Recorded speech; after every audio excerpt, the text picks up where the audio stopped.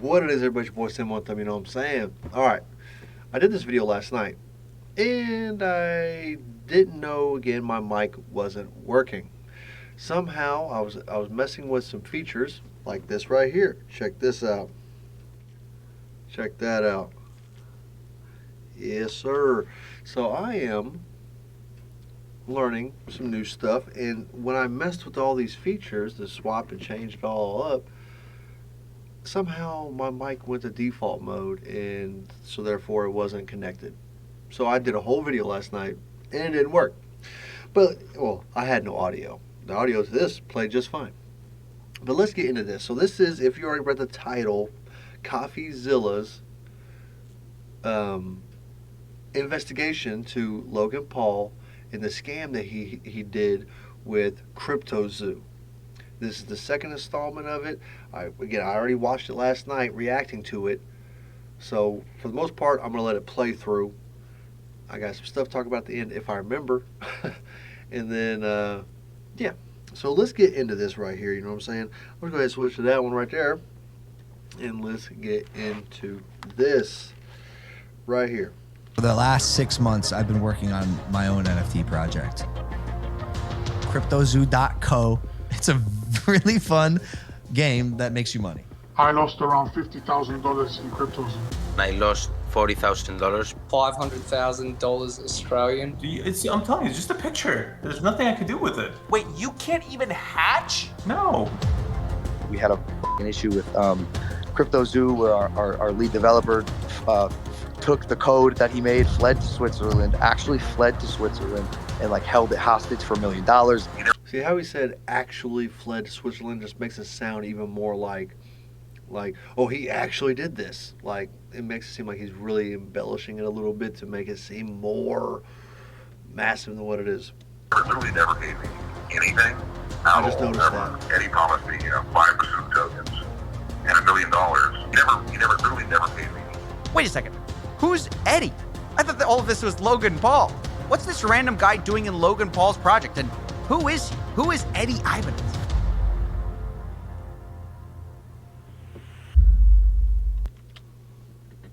Are you ready? Oh, I pushed pause. Government and terrorist threats. You started with the federal government, and you started off really tracking criminals with burner phones and all. Honestly, after this whole search, I felt more confused than ever. If Eddie's such an amazing guy, why didn't he pay developers? And is he really the puppet master behind CryptoZoo? Or is it someone else? Honestly, I felt like at this point I needed a drink and I needed to ask for help. Coffee, how's it going? Not good. Oh, what happened? Well, I'm confused about this Eddie Ibanez guy. He comes out of nowhere with this CryptoZoo story, and everything about him I find seems great. So, what's the problem? Well, everything's not great. Everything about this guy just seems too perfect. He's an MIT grad, he worked for the military. He even claims he won a Super Bowl. Why would that guy work for Logan Paul? I don't know, but I can find out.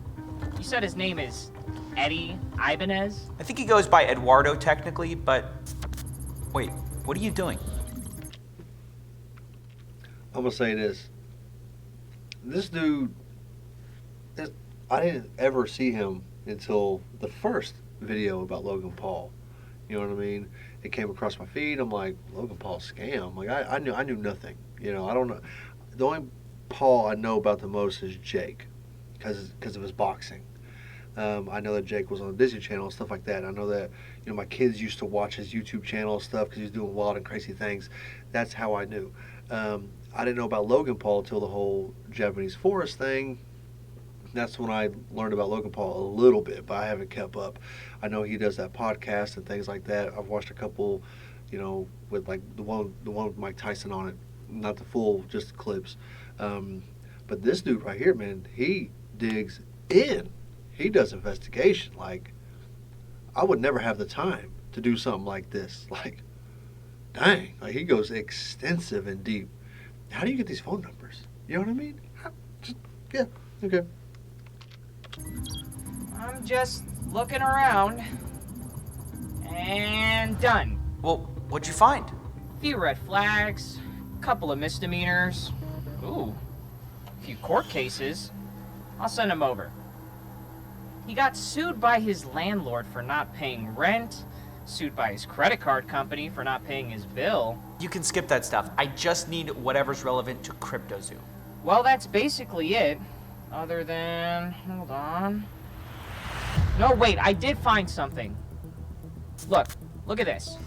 What's I got rid of the It's ads. from I a said it paper in Philly. I barely picked it up. This reporter says Eddie's entire story is fake. Wait, what? Yeah, the whole Eddie Ibanez character. This guy Adam Robb investigated it. He says it's a lie. I gotta find this guy. Send me his info. I got some calls to make.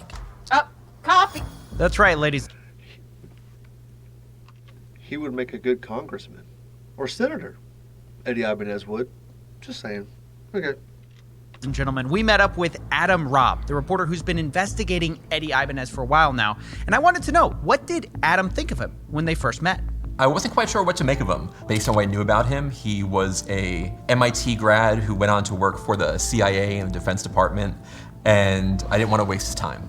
And it wasn't long after I sat down that I realized he was wasting my time. Can you tell me about some of the lies Eddie told you? Eddie has told me so many lies over the course of my 2 interviews with him. Right. And the first lie he told me is probably the oldest lie that he's told so many people, which is that he's an orphan. I first realized Eddie might be lying to me when I went home the next day and Googled Eddie Ibanez's family. I found a video of Eddie and his wife making rice pudding on a Fox and Friends segment on Fox News. I want to make sure I'm still on the right scene here. Sorry. Okay.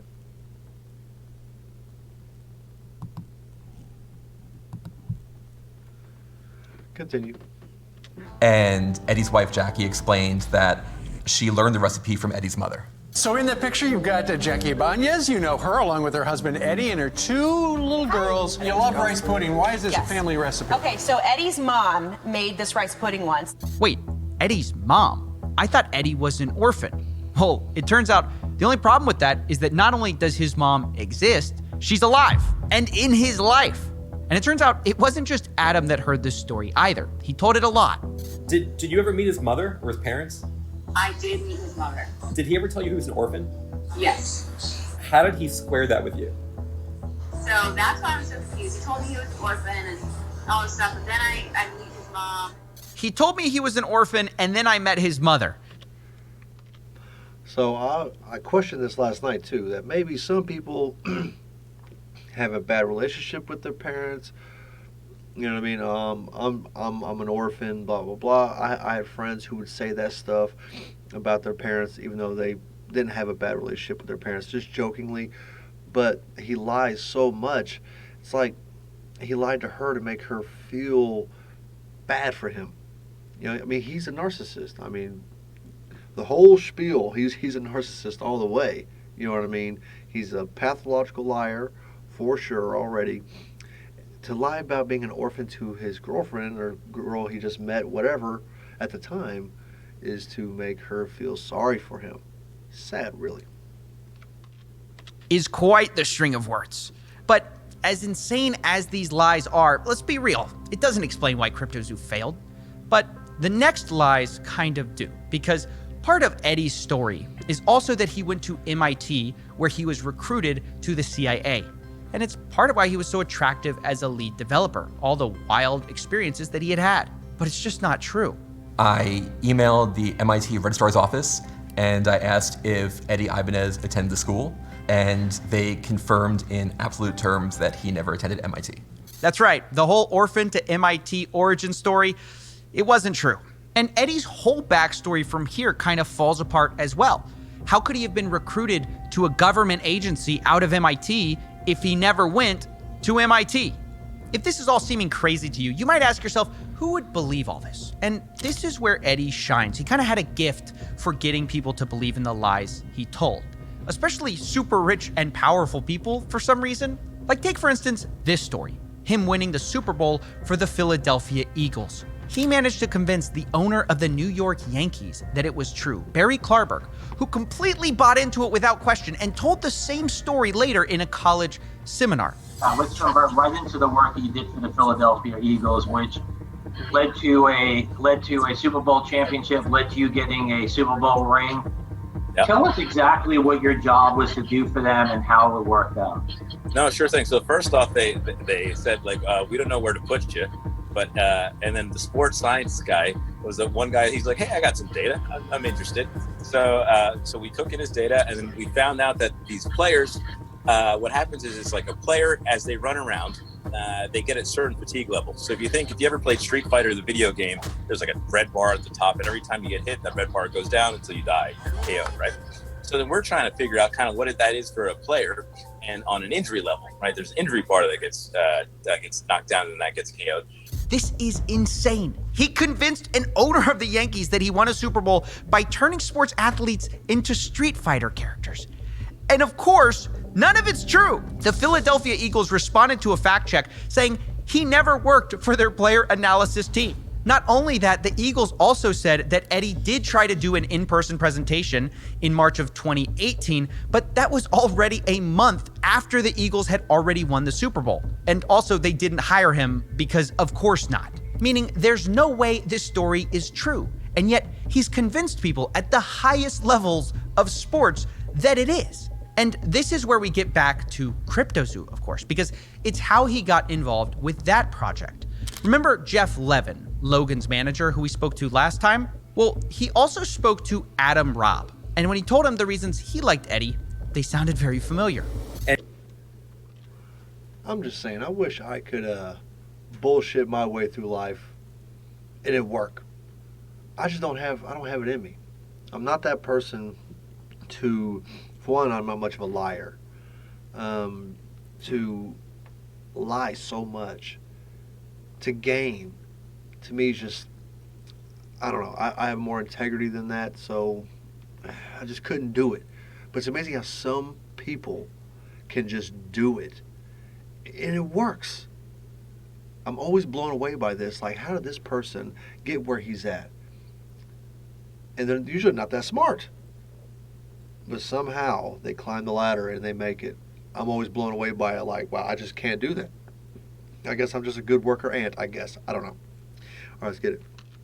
And did he tell you, I guess, kind of like about like working with the NFL and that kind of stuff and the whole, like his time in the CIA and all that? He did. And it was interesting. It was like, this is wild, you know, like, that's pretty cool. But he's humble and he's not like ever bragging or anything like that. Wait, but he is bragging. He literally made it all up. The CIA, NFL stories aren't true. How could that not be bragging? But that's the impression Eddie gave off. But that's not all. Because Eddie didn't just use made-up stories to get in with the CryptoZoo team. He also used his other connections, his real millionaire and billionaire friends that he's managed to gain with all these fake stories. And some of them vouched for him. People like Chris Birch and Todd Morley. And what was the thing that kind of like sold you on Eddie? Was it the fact that like Chris and Todd and people like that kind of like have backed him in the past and like? I just think he's a down-to-earth, cool, humble guy. Okay. Who's been super successful. They're trying to do an agenda, and he's just kind of like, hey, look, I'm super smart in what I know, and I have amazing relationships through business that I've done. It's incredible. I mean, how does this guy keep getting away with it? Honestly, it's baffling. But I've got to say, up till now, everyone's been fooled sort of fair and square on the same grounds. But I found out CryptoZoo did have an advantage that could have saved them all this trouble the whole time. So a month before the launch of CryptoZoo, I got on the phone with Jeff Levin, Logan Paul's manager. And after he spoke fondly of Eddie and his work, I confronted him about some of Eddie's lies, including how he didn't work for the NFL. Jeff told me he doesn't know much about the NFL, but he knows about the business world. And Chris Birch and Todd Morley vouched for Eddie. And so Jeff and Logan were going to continue working with him. Have you ever verified that anything Eddie said about himself is true? We verified that it's true. Yeah. Yeah, we definitely talk to people. Okay. And his friends and, you know, and people that he said he has relationships with, which we've confirmed them for sure. Okay, because I had trouble with some of that, like, with the NFL, like, saying that, like, no, we've never worked with him, and that kind of thing. But you've had... The NFL saying that? Yeah. Like who at the NFL? Damn it. The comms teams for the Eagles and the Dolphins.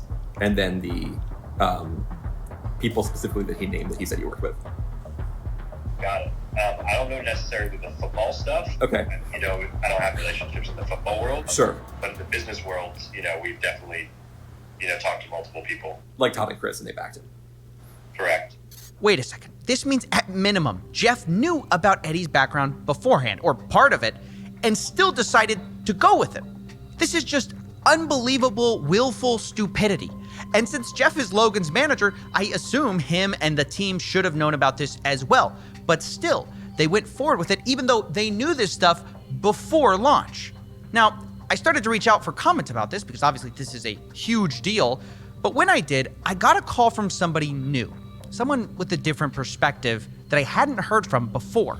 Jake, the Crypto King. He's been involved with some of Logan's projects in the past, like Pokemon, for example. He was called the Collectibles Guru a few years ago.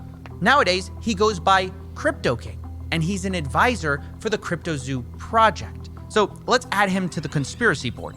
But the question is, what did he have to say? I took a call with him, and he mostly wanted to talk off the record. But when I pressed him, he was willing to at least put one thing on the record for me. Right. One more thing about Eddie before we get off of him. We actually... The biggest reason it failed, in my opinion. Okay. Because I don't want it to ever be thought that Logan's the reason it failed. He's not. Logan wasn't smart enough for what he tried to build. And then when it was built and was failing, didn't have the ability to correct it and to save face and reputation. It was more convenient to pull out than to be associated with a failing project that the dev rocked. So I could put that one sentence on the record. Well, that is... Still, he was part of it. He did it. He continued to push for it, and it still failed, and people are out a lot of money. I hope that in round 3 of this, that they'll be talking about a refund. And hopefully when I react to round 3, I won't have any issues with my setup out here, because obviously I did round 2 last night. So I'm kind of just letting it play. All right, let's get it. Is certainly emphatic. Crypto King says it's all Eddie's fault. And this is a nice, neat theory for us. Eddie ruined everything because, yeah, Eddie is a liar. So it does seem to explain how these developers got screwed. But this theory doesn't fit all the facts because Eddie was kicked off the team months ago. And still, the game is not working, despite Logan claiming they were going to go back and fix all the problems. Again, retroactively working to make these projects right, and this takes time, bro. It just takes time. Development takes time. Working backwards to fix things, which isn't ideal, but also this project will speak for itself. And now, we're working backwards to try to fix it. This just hasn't happened. Even a year from launch, the game just doesn't exist. What's worse is the newest dev team who came on after Eddie just quit. And one of the reasons was they hadn't been paid for over a month. I know this because Logan's team is leakier than the Titanic and someone told me that, but we also have blockchain evidence. This is Jeff paying Block Ops, the company they hired out on July 19th. They were supposed to redo all this work. It's confirmed by their leader, Skip, talking about a first monthly payment on that day. But after that, there's nothing until they quit on September 26th in a post called Our Departure from CryptoZoo. Now, I do have to say, it does look like they were eventually paid, but only a day after they quit. And this is just the same problem as before, slightly different. Nobody can pay these devs on time, and investors end up getting nothing. And so I can't buy into the idea that Eddie's at fault for everything, because when Eddie was gone, they had a lot of the same problems. Now, it was only at the point that this dev team quit, Block Ops, that things really took a turn. Because if the Titanic was leaking before, now it was sinking, and everyone basically gave up hope. From every direction, I started getting messages from all the investors who felt betrayed, who up to this point were holding on to hope. Now they felt defeated. They felt tricked by the CryptoZoo team who had fed them promise after promise, and they were sick of it. He was never in the chat or anything, never apologized or told us anything. Things didn't work out. We all get that. But to continuously lie, lead people on, hype people up, to put more money in, all the while in the background, things are going down, things are hitting the fan, and you've left us holding the bag. I know it was my decision, and I did my research, but I believe nobody has to lose money in this way. And that's when a whistleblower stepped forward and decided enough was enough. They decided to leak me messages, team messages, from the CryptoZoo team from all the way back in the beginning when they thought of this idea, all the way up to launch. And seeing that, it changed everything. Because all of a sudden, I got a lot of new information. Remember how Jake, the Crypto King, said Eddie was the only problem? Well, a year ago, he was saying something very different. On the day of launch, he said this to the group. Logan, you stole 40 million in tokens from me. You are a scam artist. You are a liar, and you betrayed your own community. You aren't that guy. Logan replies, oh, Jake, trust me, bro. I am that guy. Woo! You're gonna change the whole story. Yeah, I'll go on the record for you, and yes, I'm gonna show you the text message that say we can sell at these ascending market caps, and that it's not like I was trying to rug a project. It's like I put $250,000 into a project plus 6 months of time, and the founder never did anything he said he was going to do, and then hired a bunch of devs that didn't do what they were going to do. And every time I gave advice, the advice was I was told. So there was nothing illegal about that. Ethically, arguable. The rest that Logan did to me was ethically wrong and illegal. Woo. All right, you guys, man, I appreciate y'all, man. I hope y'all enjoyed that. Different take on me doing a reaction. Again, I've already seen it though, so not much I can really say. It's not fresh anymore to me, but I hope it's fresh to some of you who have not heard of this yet, seen it yet, whatever. And if you have not seen part 1, I'll put it at the end of this one here. Man, absolutely crazy how such a big name, big person still, I mean, I'm still blown away by this, that no matter how rich you are, no matter what you've done to get there, all this, you still got to rip people off for some reason. You still got to find a way to make more money the easiest way possible. I mean, I get it. He's doing WWE. He's done boxing. He's done things that aren't easy to do.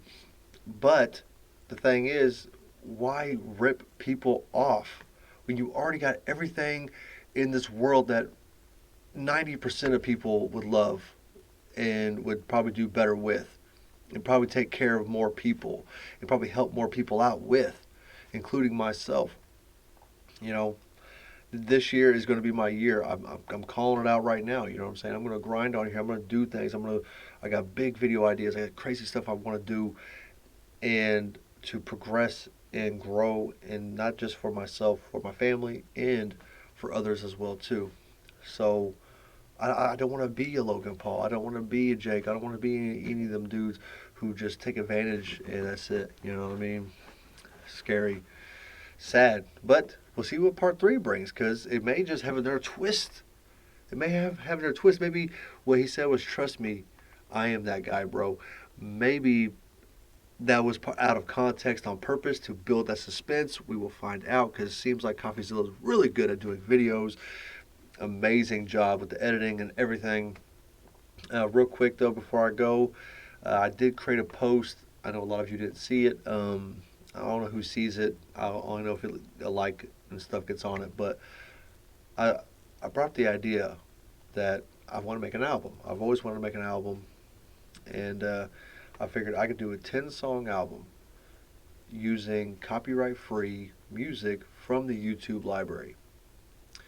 So today, I was like, you know what? I'm going to find those 10 songs, or 10 beats. Because there's thousands and thousands and thousands upon thousands of free music to be used that's copyright free. And just so happens, I happen to search the right genre and mood. It pretty much gave me 8 of the beats on one go. So, and I think what is going to be based around, the whole album is going to be based around 2022, and it's just how I'm going to unleash my feelings on it, basically. What I went through and what others have gone through as well. 2022, which everything has gone crazy this year. It's still going crazy. So That's what it's going to be based around. A lot of my life and a lot of things, negative things that happened in 2022, and some positive things as well too. So if y'all guys want to support that, man, support this channel, subscribe, like, comment, because I will be putting some of the music up on this channel, of course, for you guys to hear. I want to make an album though, and put it all together, you know what I mean, somehow. And if you guys want to buy copies, if I do it, I'm gonna do it. There's no if about it. I'm gonna do it. I have the beats already, so I mean, I just gotta download them now. That's it. So doing something different, doing something crazy, because obviously I don't have the money to buy beats. I don't have the money to go to a studio. I got to do it all out here with this mic that I got, this my old computer, not my tower, but monitor, using my cell phone as a camera. You know what I mean? So, all right, you guys, man, I appreciate y'all for watching though, for real. And Coffeezilla, he's amazing. He really does his homework. Go show him some love. I'll put a link to this video in the description. So go show him some love. I mean, he already got 3 million views on this one too. So tomorrow is the final episode. It's 31 minutes long. We're gonna get it though. All right, you guys, till my next one. Peace.